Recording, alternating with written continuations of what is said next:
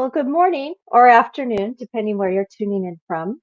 This is Liz Willis, and I'm a nurse speaking to you today from Ohlone Territory in beautiful San Francisco, California. On behalf of Open Nurses, I would love to welcome you to our next installment of our monthly conversation with a psychedelic nurse luminary or ally. Today, we're honored to have the amazing Bruce Poulter with us. He's a nurse who's had an incredible journey. I heard a little bit about prior to our interview today, and I can't wait for him to share his experiences with all of you. So feel free to put questions in the chat and ask anything that you're interested in. Always be mindful of your words and respectful for your colleagues. And check out our organization, help us grow it, help us join, and help us have a bright, brilliant future for nursing in psychedelic assisted therapies and research. Thank you for all being here today. I'm going to begin with introducing Bruce by reading his bio, and then I'll invite him to introduce himself, and we will start with some questions from our organization, and then invite all of you joining us today to share your questions or comments in the chat. So from Bruce, this is his words for all of you. I've been interested and worked much of my career with people in altered states of one form or another. I began my health career as an intensive care unit ICU nurse at University of California, UCSF in San Francisco. This was at the Moffitt Hospital when the AIDS pandemic first emerged and began devastating our communities. In response to the failure of ICUs to improve the morbidity and mortality rates of their clients, I received a master's in public health from UC Berkeley in health planning and policy. Moving to Boulder, Colorado, I then developed public health programs, including one of the first certified nurse midwife-based perinatal programs serving low-income women, and a program that identified and provided care for families at risk for abuse and neglect of their children. Frustrated with the public sector, I received training as a rural structural integration practitioner and worked the next 25 years with people in chronic pain, and later was introduced to the healing potential of MDMA-assisted psychotherapy as an intimate observer of the first government-approved MDMA-assisted psychotherapy for PTSD, Multidisciplinary Association for Psychedelic Studies, and this is MAPS, a study in Spain in 1999. Returning from Spain, I was moved to run for the US Senate as a progressive voice in stark contrast to the more common, hopeless, and stale political rhetoric. I have provided harm reduction services through Zendo and other organizations, and have now worked in many MAPS studies as a sub-investigator and therapist, beginning with MAPS MDMA for PTSD Boulder study to MAPS Healthy Volunteer study, and now with the MAPS Phase 3 clinical trial. In addition to my direct care work, I provide clinical supervision to our Phase 3 therapist, as well as providing MAPS training for therapists moved by this powerful healing work. So without further ado, it is my pleasure, and I'm deeply grateful to introduce Bruce Poulter. Thank you, Liz. It's great to be here. And Tell us I'm a little actually, bit about, go ahead. I was going to say, add to your, so I'm in Boulder, Colorado, which in this territory was originally Arapaho, Ute, and Cheyenne territory. So to acknowledge the location and the privilege of being here. Before we begin our questions today, is there anything on your mind or that you're really currently interested in or thinking about or feeling passionate about? That's a great question. So I just am reading Carl Hart's new book, and it's called Drug Use for Grown-Ups, Chasing Liberty in the Land of Fear. And he's a remarkable man. He started on the one end of the spectrum of being absolutely opposed to drugs and their use and having a pathological viewpoint of drug and substance use.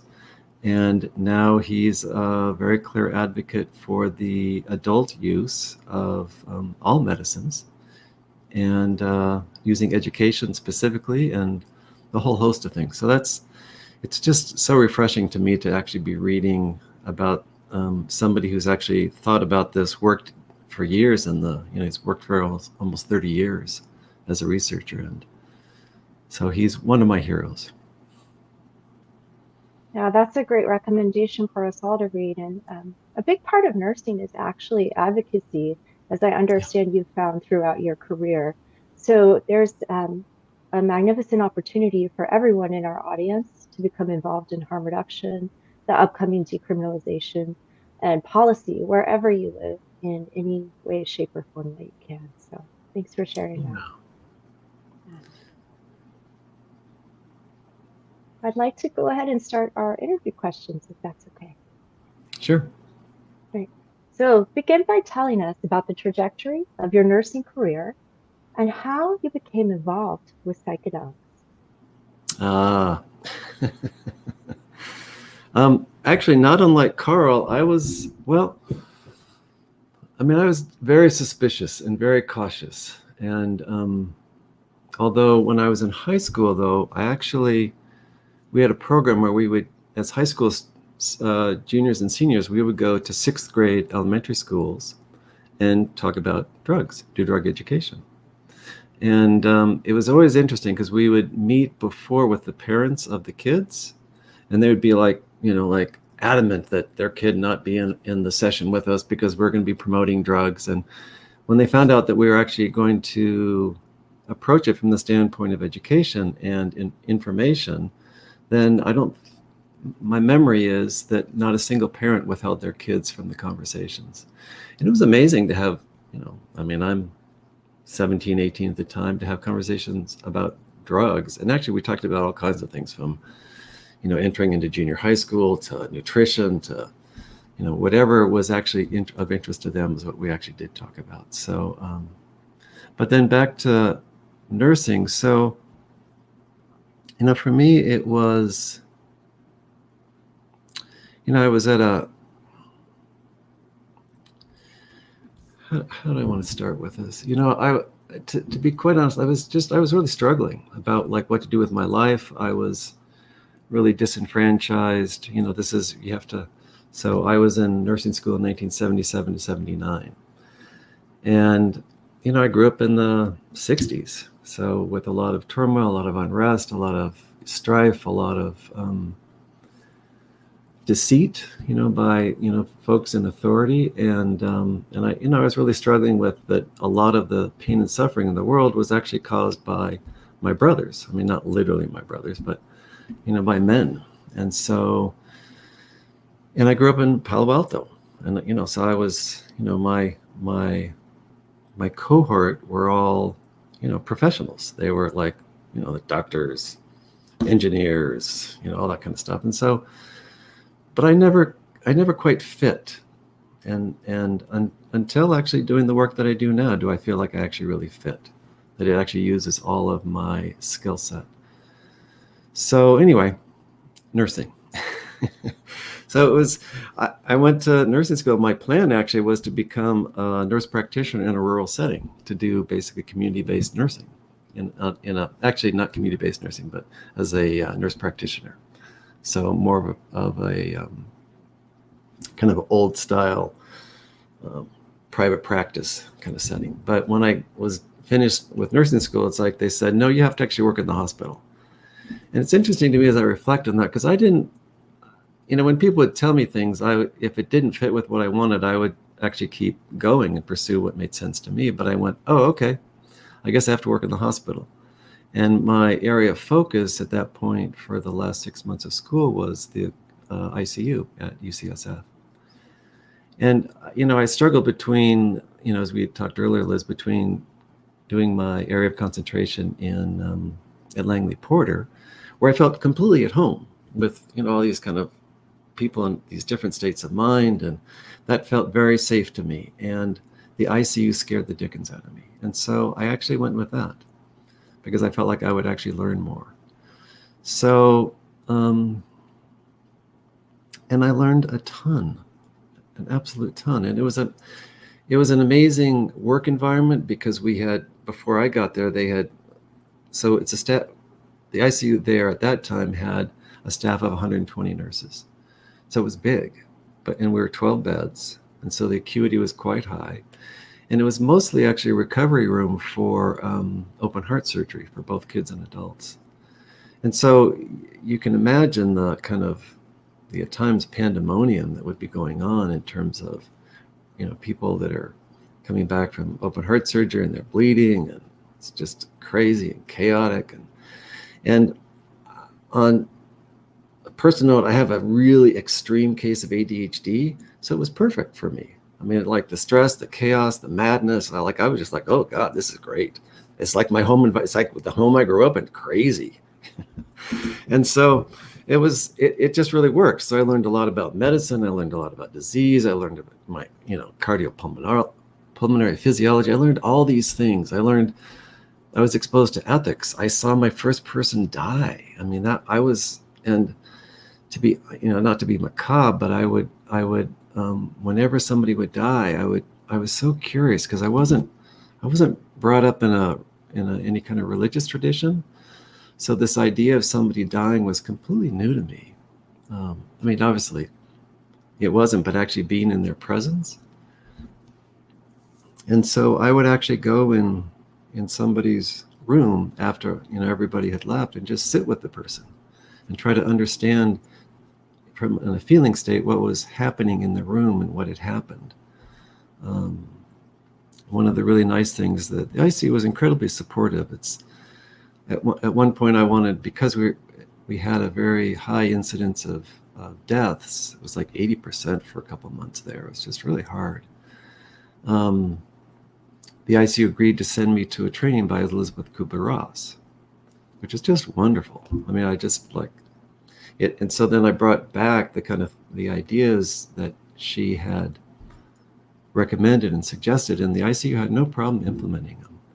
And to make it so that because it's such an interesting place, because on the one hand, you're either working really hard to keep somebody alive, or at a certain point you realize there's not much we can do. And so then you're advocating for then a smooth transition out of the ICU or out of life into, and so it was like, for me, it was really challenging to figure out, what my own agenda was. So I would look at somebody and go, God, you're just suffering.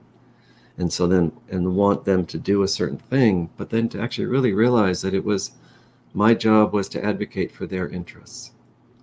And so to discover in all the ways that you can communicate with somebody who's intubated and partially conscious, depending upon how much drugs they have in their system or how sick they are, to then communicate with them about what is in their best interest. And so it was an incredibly rich environment. And then, I guess my downfall was, at that point in time, the East Oakland had the highest infant mortality rate in the country. And I knew that if you took a public health nurse and put them in the community and began the access for prenatal care, timely prenatal care, then you could really improve birth outcomes. And at that time in the ICU, we admitted this woman who was actually brain dead, but she was pregnant, and the baby wasn't of an age where it could be delivered safely. So we basically kept this woman alive for close to a month. And I was just thinking about this. So we have no idea what the birth outcome is going to be. And we're spending all these resources on this person. And millions of dollars. And if we could have actually taken that money and just shifted it over, it would, the potential benefit was so much greater. So there were just it was a really important ground and foundation for the work I do now.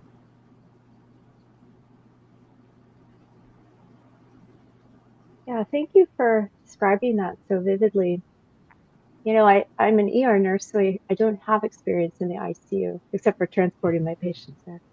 Right. But what struck me about what you were saying was this talk about being present for the altered states of consciousness. And so this is near death, or this is status post very intensive surgeries, open heart surgery. So you're actually there witnessing a rebirth and a reawakening as well, and along with the Mhm. death. So I can see how those are linked inextricably with your work now. So I can't wait to hear more about that. Do you think that, oh, go ahead.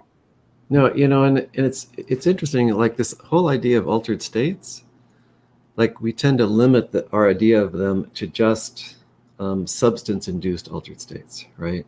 Mm, But actually, like you think of pregnancy. Pregnancies are like a wonderful one. It's like when women become pregnant, they change. They go into an altered state. I mean, and so there's and then sickness. All of us that work with people have worked with people in these kind of extreme states of illness.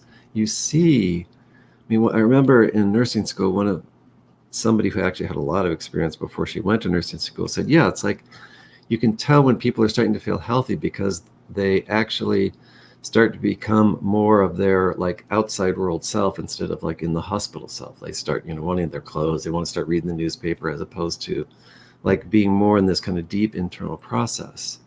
And mm. so it's just really important for me to really highlight that altered states happen all the time. And if you go to a scene of an accident, you'll see people go into a trance because, for all the reasons that we know. But so anyway, and we can induce altered states through the kind of specific and selective use of different medicines. Indeed, we can. And just coming off of a couple of spiritual events that were huge for me this month, the Vision Uh-huh. Quest and then the Moon Dance ceremony, Uh-huh. those are also alternative ways to achieve altered states of Yeah. consciousness without Yeah. substances that are quite profound. Yeah. Yeah. Okay. Yeah. Group Well, process, a powerful group a process. group. Yeah. And the interconnectedness is just Mm-hmm. so powerful. Yeah. Yeah. And transformative as well. And also holding space for 100 women in a ceremony like that is another altered layer of the consciousness. Yeah, Yeah. very.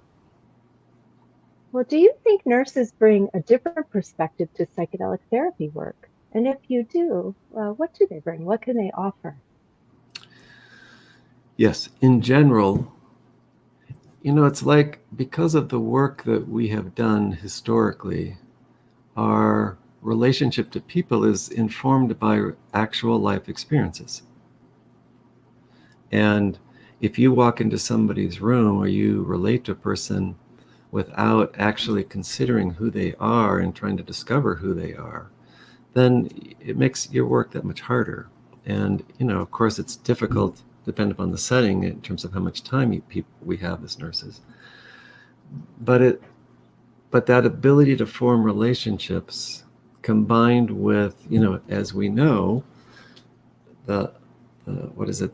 I think nursing is the most trusted profession. So it's an incredible beginning to a working relationship. And so we see people actually, hopefully, we see them exactly in their situation. So, and if we look more deeply at how they got into that situation, then our understanding of people and the world is an incredible kind of like personal encyclopedia of experience that helps to inform then working with people in a psychedelic state. Um, so, and in terms of folks, so I supervise physicians, psychiatrists, nurses, psychotherapists, psychologists, and in general, the folks that have the easiest time, in general, are, well, not always, but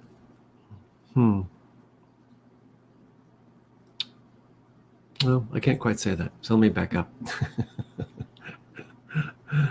But I do. So I think it's easiest for nurses to see people as they are, not how they think they should be. And I think that's because we actually work with people because of these kind of real life experiences that we have with people where they actually tend to tell us their stories, their true stories, as opposed to something that they think that we want to hear. I think we have that privileged access to, in this case, what I refer to as intimacy.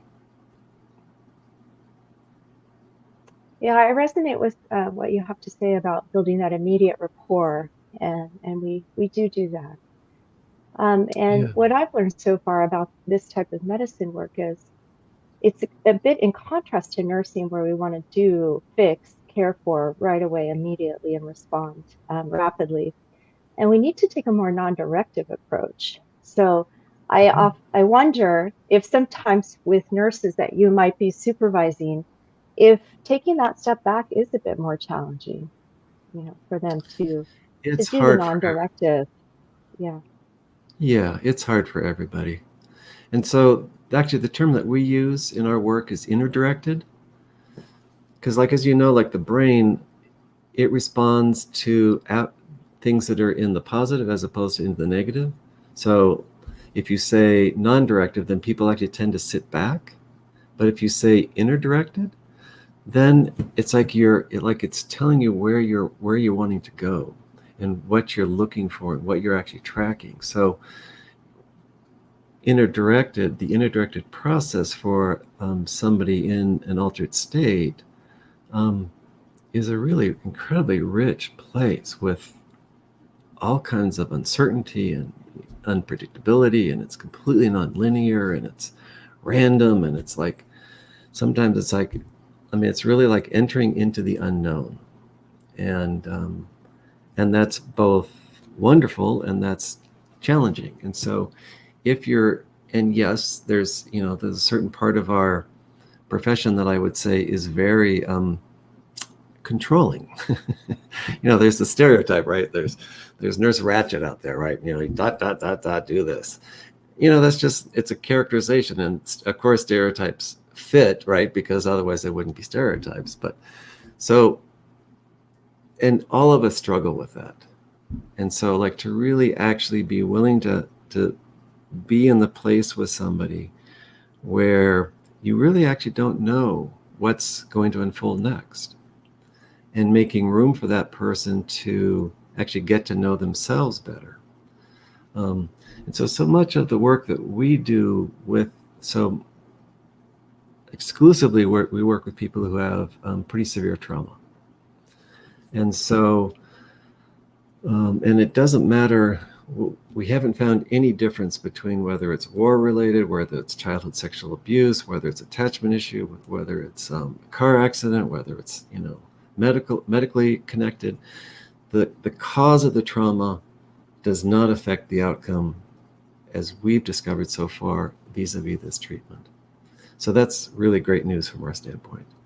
And so what trauma does, in one way of looking at it, in a more simplified way, is it disconnects us from our authentic self, our true self, how we were born into the world. So, Liz, you were born to do certain things, and then you were, your parents conditioned you, your siblings conditioned you, the community you grew up in conditioned you, all those things conditioned you. But and for our job as humans, from my viewpoint, is actually to become who you were born to be in this case, not how you were conditioned to be. And so trauma is a form of conditioning to that kind of sense of authentic self, and it's a disconnection from the authentic self, is actually how we so often look at it. And so we're trying to help kind of clear out the distortion that the trauma has provided, for that person to reconnect with themselves and the part of them that actually knows what they need. So we refer to that as an inner healing intelligence, so that everybody has this kind of innate wisdom within themselves. And, the words don't particularly matter, but the process is actually really important. That the really good news is, no matter how severe the trauma, that part of us that knows, that inner wise part, guide, whatever you want to call it, is untouched and accessible, specifically with, for us, it's with MDMA. And so that's what we're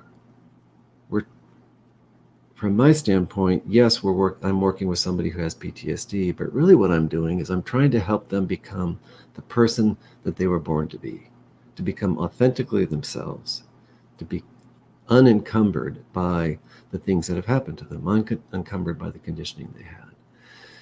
And for me, it's a very personal and intimate process. It's like you enter into somebody's world, and to be and the process from my standpoint is fundamentally, and this is going to sound odd to some people, it's fundamentally about love. So love, and I don't mean that in a casual way, I mean that in a very deep way. So to me, that means having curiosity, compassion, and understanding. That's the place that I listen from. That's the place that I enter their world from. That's the place that when they do ingest MDMA and they do go into this other, get access to themselves in this different way, that I'm there with them, listening, looking, tracking, being present, being curious, being open, trying to follow and see what's actually really trying to unfold. So in that inner directed process that's guided by their wise part, that's the part that we're trying to make room for in this process. So yes, we're trying to correct this thing called PTSD, but really what we're doing is we're helping the person to become themselves, to become fully themselves as best they can. Well, that was very beautiful, and I appreciate you teaching me and our audience about the inner directed approach. And what you were just speaking to also brought up the way you prepare yourself to be in these sessions, and a way to hold space safely for you and for the participant because of your awareness of how you're going in and how you're holding yourself. So it Yeah. kind of leads me to wonder about how you do care for yourself with all of this exposure. I know as nurses, we are exposed to all of the patients and their stories and their families. And so much is difficult and challenging. And many of us were not taught how to care for ourselves in nursing school. And that's all been highlighted by the recent COVID pandemic.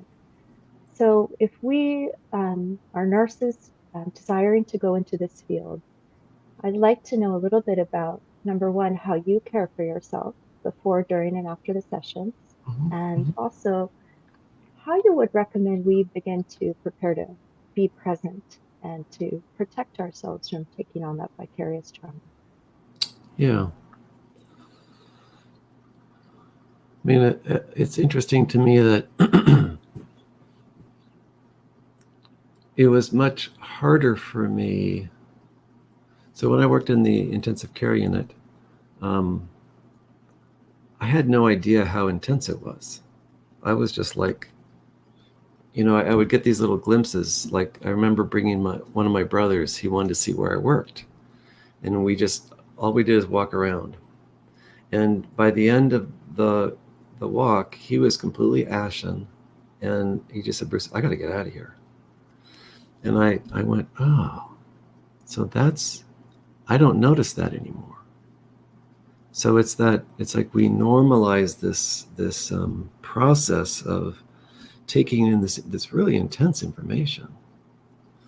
And we talked earlier, I mentioned this, that it wasn't until about literally 10 years ago that I actually noticed I could walk into a hospital without having a somatic response, without my body just kind of going, danger, danger, danger.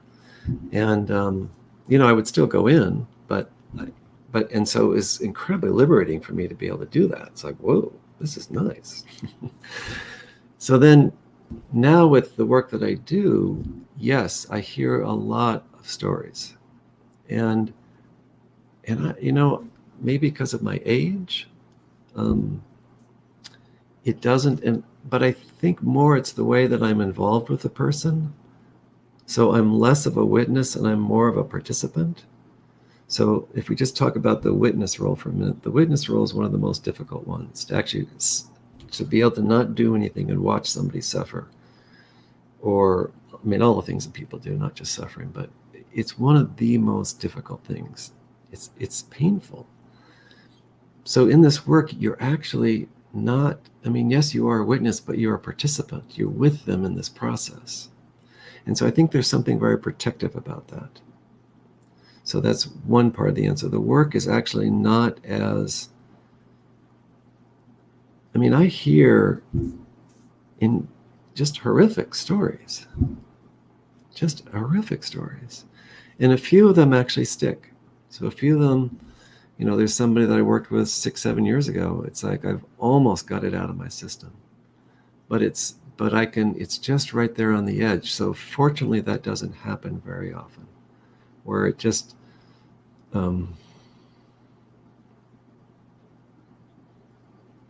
it's so unconscionable. It's so deliberately mean and horrific. And then so that's one piece of it. Another piece of it is that this happened about 2 years ago. It was a woman who had been, as a young woman, she'd been sexually assaulted. I mean, just too many times. And I'm in the session, and all of a sudden I can feel myself, my eyes glazing over, and I just went, excuse me, I need to step out. And so the work that we do, we have 2 therapists. So then, so my co-therapist remained. And at that point, we had lapel microphones, because we record everything that we do. So all of our sessions are video and audio recorded, which we'll talk about later, because it's a really important source of research. But and so anyway, I walked out of the room and I went into our study coordinator's office, and I just started sobbing, just saying, look, I cannot listen to one more story of this woman being assaulted. And I hadn't turned my microphone off. And I knew that the participant wanted to watch her video, which is always an option for our study participants. And so I just thought, okay, it's finally happened. I've heard one thing too many, and I just can't take it anymore.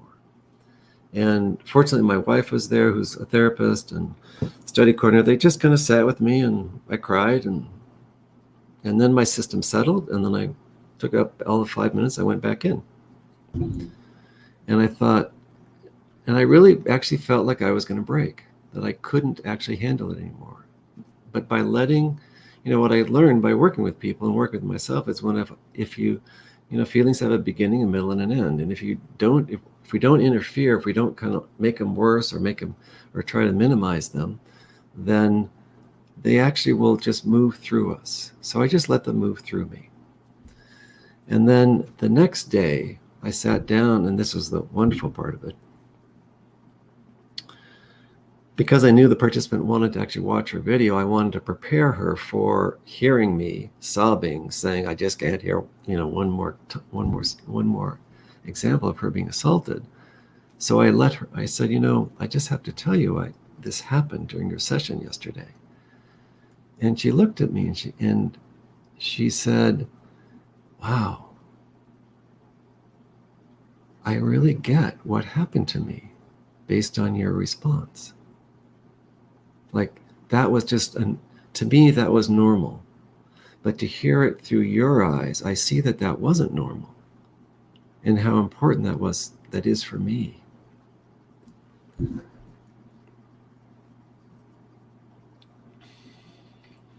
Yeah. From heartbreaking to heart opening. Yeah. So it sounds like you have a great support system, and that there's a lot of teaching and growth, in part due to the recordings, the teamwork, and people that you can actually share these true feelings with, and that it might in fact be best to feel them even when we are working in these sessions, and to take a step out of the room if needed, and that's okay. Yeah, it's one of the beauties of this co-therapy, that there's always 2 therapists in the room. It provides a huge level of safety, so that, for both men and women. And so it's protective in that way. So, and it facilitates actually going much deeper with people, because there's in a sense, because the cameras are there, and there's another person in the room, and so you can actually have these conversations with one another, and it's the best kind of state in terms of this idea of vicarious trauma is when the three of us are working together. What I look for in terms of an optimal kind of state or environment is that the three of us are working on something that's in between us. We're not like just, quote, inside the person who's the identified participant. We're actually, the three of us are actually working with something that's kind of a felt sense that's in between us, that we're all kind of participating in. So it's much, so that's another level of protection for us as practitioners and for us as nurses. And so you identify, support systems, getting a good night's sleep, because, you're there for, the sessions are roughly 8 hours. And then there's an hour, half an hour set up and paperwork and all that other stuff after. So it's a long day. So scheduling, caring for yourself to set a schedule where you come in rested is absolutely critical. It's absolutely critical. And the beauty of this work, another beauty of this work, is you have time. In nursing, when do you have time? We don't. You don't. But in this work, you have time. You actually have time. There's no hurry. Sessions are 8 hours long. There's no hurry. So that is so helpful for everybody, and in particular us. And then, I oftentimes after sessions, I go and watch a movie, because a movie creates a whole different, because I can drop into the movie and I leave this the story behind me. So that's one of the ways that I care for myself, is I oftentimes go to movies after sessions, because it helps me enter another world that's not so, in general, not so disrupted and painful. And then the other part is actually doing my own personal work. So I actually have a supervisor that because I do supervision and because of this work, I get supervision. So having that. And then also, this is the part that's always dicey to talk about, is I do my own personal medicine work. And this is a really important part of my practice. I do it infrequently, but I do it regularly. And I can feel like when it's building up, then I just go, I need to actually reset my system. And I'm 67. So I've had all these years to live with myself, and I have a pretty good sense of when I need to do certain interventions with myself. And I do. So I use these medicines that our government says are addictive, are illegal, are dangerous, should be, anybody that does them should be, marginalized and scapegoated from our society, et cetera, et cetera. And it's just not my experience. That's a fundamental part of my caring for myself. And so I do it in a setting with friends, so that the set and setting is as it should be. And this gets to an area of safety that is really important for people. It's sad, but in the United States, you're not allowed to send your medicine to a lab and be told. You can send it to a lab and they'll tell you what's in it, but they won't tell you the concentration. So one of the big safety issues in our country, and primarily it's around opioids, is dose. So, but you can actually send your medicine to Spain or other countries, and they will actually tell you what's in the medicine and the dose. So then you can actually get the correct dose. So from a public safety standpoint, there are ways to make sure that you're getting medicine that is actually what it says, what people say it is, and you can actually know what the dose is. And so that's, when we move into kind of like talking about the future, that's a really important piece of this puzzle that's not in place in the United States and does really need to be. So did I Yeah, answer your question, I Liz? agree with that. Yeah, you did a fantastic job. Thank you. Very thorough. Just a plug for Dance Safe here in our country, and I know many of you have seen them at events, but testing kits are available through that organization. And yeah, we have a lot of room to become more progressive, and Yeah. nurses could help bring that forward. All right. Well, I'm Well, yeah, looking at the because time. May I just invite the audience, please, if you have any questions, we can certainly share those. And Bruce, we might need to have you back for another conversation. I'd be happy to. It's important. This is Okay. important stuff. Yeah, definitely. Now I did interrupt you. What were you going to say?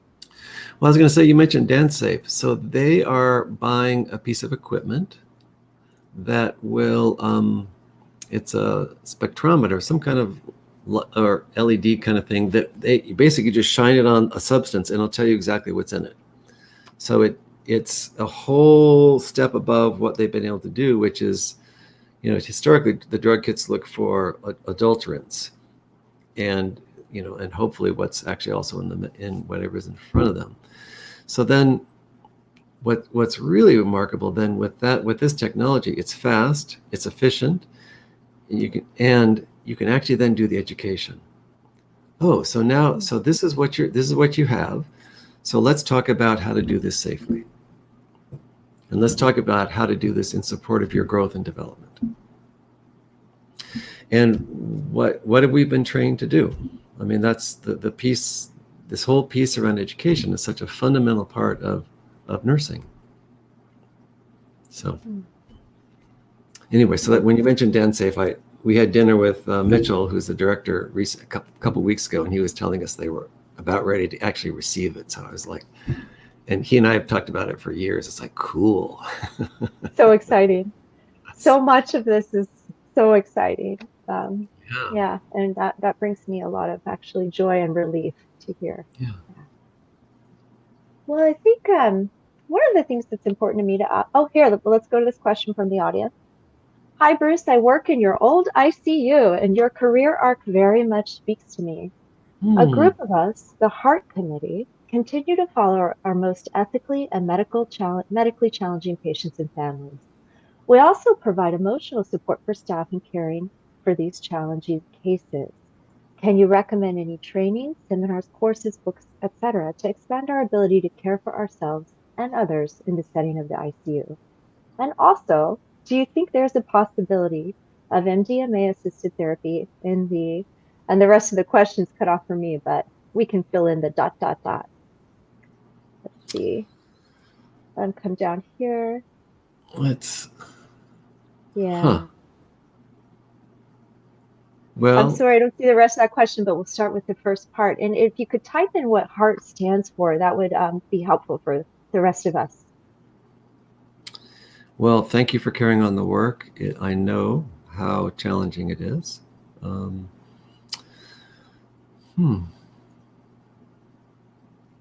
Well, I would want to ask you a bunch of questions. So that's actually how I would answer it, which is like, what do you find that you're getting in trouble with? And what is missing? I mean, there's, in terms of, a part of what in terms of the trainings that we do for therapists, a really important piece is actually being able to sit with people absent, or I should say not absent, but in addition to having an agenda. So, which is typically what are part of mindfulness practices. So, so that's one piece that comes to mind. I'm sorry I wish I could actually ask you questions because then I could, better answer yours. So maybe we can connect afterwards, actually. Yeah, and if anyone would like to do that, email us at OPENurses or reach out to us in our other Facebook group, and we can give the questions to Bruce, and we'll help with that connection happen. Yeah. This question is, I hope I'm saying it right, Shabrita. And do you feel as though previous experience in the psychedelic or mental health world is essential before doing this type of work? Great question. So in our studies, every single time we work with somebody, they always ask us, have you experienced MDMA? And when we say yes, they are relieved, greatly relieved. In our trainings, we strongly recommend that people have experience with the medicines that they're administering. So we can't require it, because free will is so important in all of life. So previous experience is absolutely essential from my standpoint. I would never give anybody a medicine that I didn't have personal experience with, because I think it's unethical, but that's just my own position. There are other people who don't actually feel that way and are fine doing it.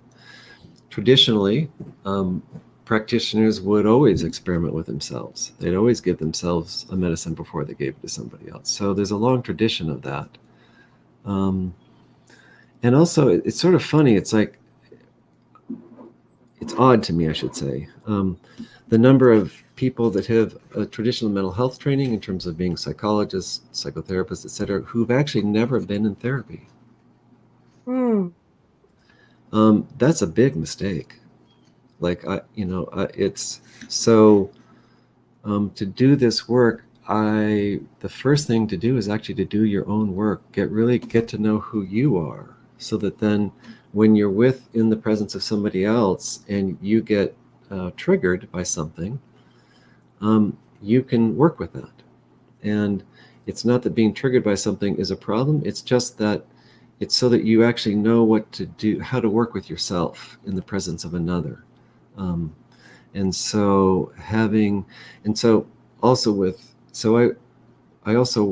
part of MAPS, the Multidisciplinary Association for Psychedelic Studies.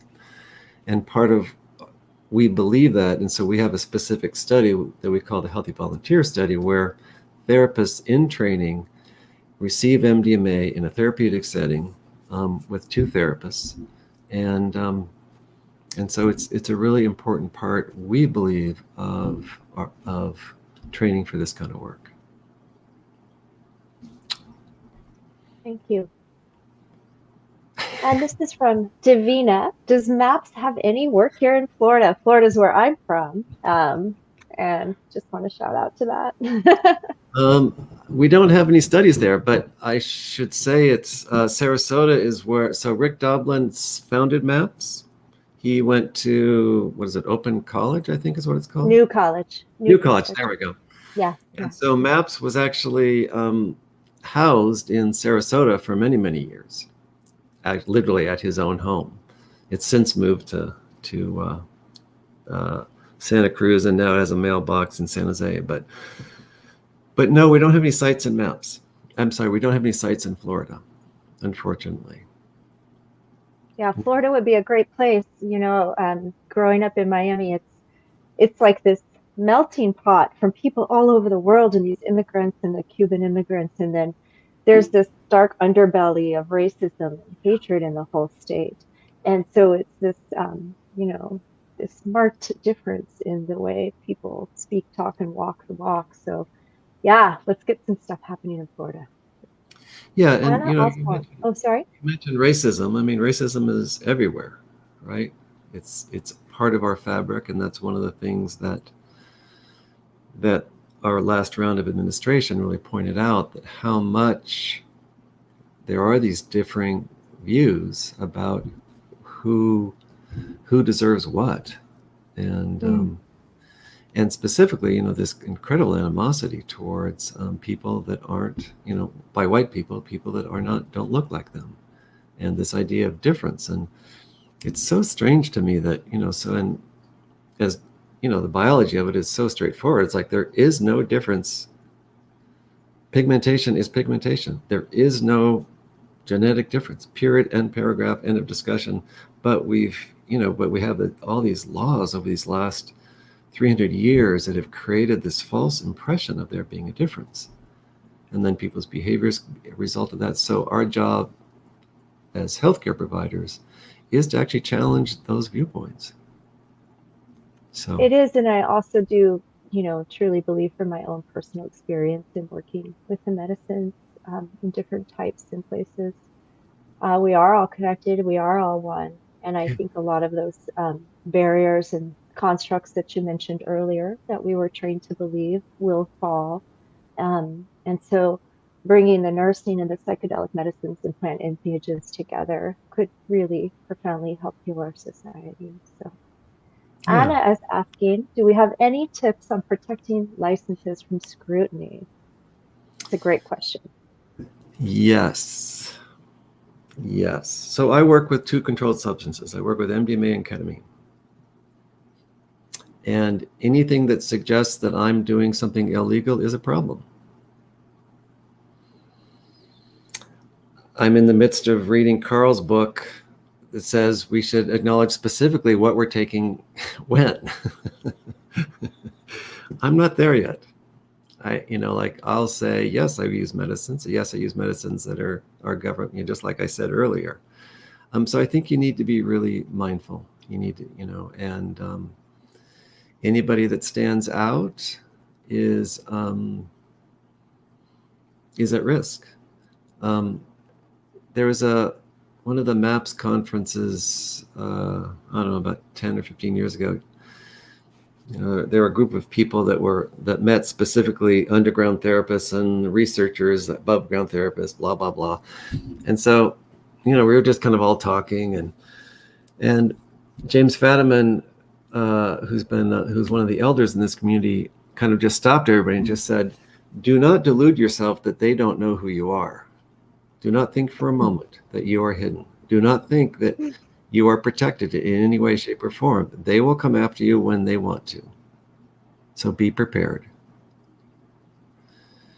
So both of those things are really important. Just know that you're being watched, and be as careful as you can and be as safe as you can. And this is from a Facebook user. Hi, I'm here from San Diego, previously an ERRN, and now a PACU RN, wanting to get involved in this sort of work, but not sure how. What words of wisdom or guidance can you offer to nurses interested in pursuing the path that you've pioneered for us? So I'll start with, I'm going to repeat it again and again. Do your own work. Get a therapist, get in therapy. So that's step one. Because I believe that you can't take somebody someplace you haven't been yourself.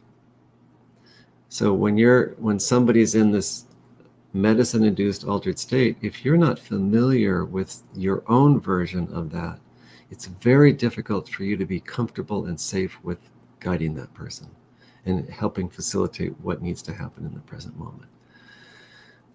So the second thing is to find a modality that actually makes sense to you, like a therapeutic modality.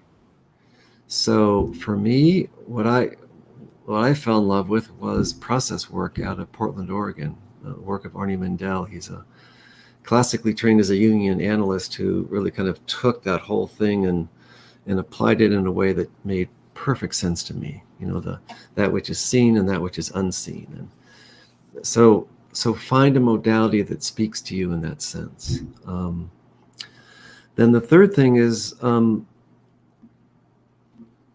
there's all kinds of volunteer opportunities. I mean, we used to say volunteer for Zendo, but Zendo, which is a harm reduction program through MAPS, is inundated with volunteers. So that's not as much of an option. But so if there's a music festival happening in your area where people are going to be taking substances and they need volunteers, there's usually a medical piece of that. Volunteer for them. There's nothing like, like I try not to use these medical terms, but your differential diagnosis, like when somebody comes in, they're pretty altered, they can't tell you what they took, but you have to kind of like figure out based on what they're presenting with. It's great practice. Anyway, it is great. It really is a really good practice for learning about these different substances that people are using in the service. And generally, most of the time, I think it's only about 10%, somewhere in there, of people who use these so-called drugs of abuse, which is a complete distortion of reality, to call them that, actually have issues, meaning, they're not able to keep a job. So most people who use medicines keep a job, are responsible parents, go to work when they need to, do their responsibilities, and use this in the service of helping them develop as human beings. It's just true. So those are some things, some ideas. Great. And before we move on to this next question, I just want to say, yes, Zendo is where I learned so very much, and just a different way of holding space than as in the nursing profession. I want to tell people who don't know about it yet about the Fireside Project, and that's an opportunity to volunteer where you can get excellent training and be of service now. And I think they're actually currently seeking new volunteers. It's ultimately going to be a 24/7 psychedelic peer support and integration support line. So this is a new opportunity that you can pursue, or other organizations, now that we can hopefully go dance and see music together and have these great experiences together. There's also Whitebird, and in South Africa, they have their sanctuary. So look wherever you live and seek that out, and just show up, and you will learn so very much. Yeah. There was a question I missed the last. There, thank you. This is again from Shabrita. Thanks so much for answering. And what about more professional experience? I find it difficult to find work in these fields because of the state I live in. Mm-hmm. You're not alone. Because the only work at this moment professionally is associated with a study. So there are different organizations that are doing other research, for example, with psilocybin. So the only professional opportunities are always related with studies that are ongoing. So we hope this will change in, we're guessing probably somewhere around the end of 2022, beginning of 2023, we should have the data submitted to the FDA. The data for our work is just absolutely stunning, stellar. It's beyond compare. There's nothing that comes close to it. One of our advisors is a national PTSD expert, and she said, if it was any better, they would think that you were lying. So it is so powerful, our results. And this is from therapists who have very limited experience with this work. So I'm sorry, but it's a waiting game. So prepare yourselves. Do these other things I've already mentioned, but there are very limited opportunities. It is the painful, sad truth. So if you're from a community that's been historically marginalized, and the list is painfully long, and there are more opportunities, I know, with MAPS than there are in any other setting. So if you are from a community that's been historically marginalized, we're looking for therapists in just a very small number, but we're doing a tremendous amount of training for folks in marginalized communities. We're offering all kinds of incentives to do the trainings. MAPS is doing, we're doing our second online cohort, which will be, I think it's like 500 people, that begins in September. We'll be doing 2 of those next year. So and the situation with MDMA is a little bit complicated, because only those people who've been trained by MAPS will be allowed to work legally with it, or be able to have access to MDMA. So when you look at trainings, if you want to work with MDMA in the future, you need to associate with either with us directly in terms of MAPS, or one of, we're like Naropa University here is doing a training program next year that MAPS has, what's the word, blessed, I can't think of the right word. CIIS in San Francisco has a program that we have blessed, so that when you do that training, then you're certified to do MDMA work. So with MDMA specifically, you really need to make sure that any trainings you do, if you want to work with MDMA, is through an organization that has a relationship with MAPS. Barring that, then there's all kinds of trainings out there for psychedelic assisted therapy, for doing that. And some of them are incredibly expensive, and we're entering into this commercialization phase that's really quite painful for me, because it's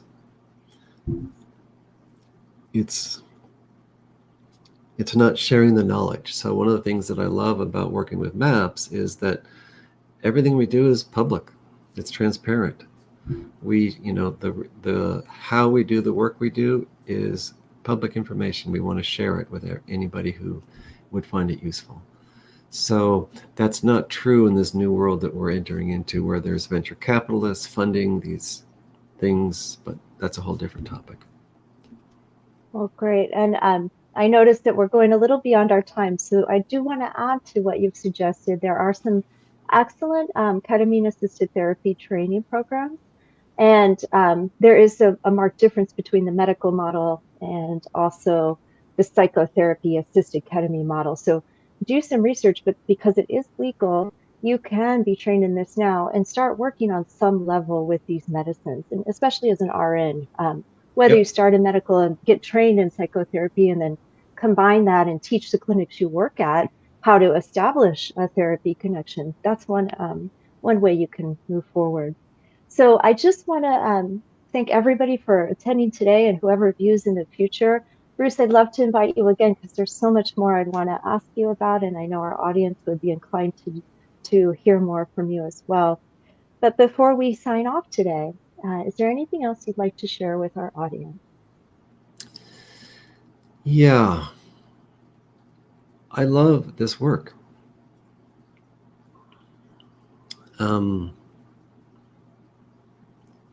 Because it's offering the transformation that happens with people is so powerful and so life affirming that there's nothing I've done in my life up to this point that matches it. And so to witness that is so helpful in these difficult times. So for me to feel like I'm part of the solution, a solution, not the solution, a solution, gives me hope in what has been really, really difficult times. So anybody that feels inspired, please follow up and do the work to prepare yourself for what's going to be coming available to everybody, or in the next couple of years. It's incredibly touching work. It's so nourishing. And and that's odd thing to say given the territory we're in, because we're in some really horrific human behavior. But you're helping somebody navigate that territory, not to get rid of it, to make it part of their lives, but a part that actually helps them to move forward in their lives. So it's just that anyway, I'll shut up. Well, thank you for sharing your love and your wisdom and your insight, and that this is the most meaningful work you've done in your storied career.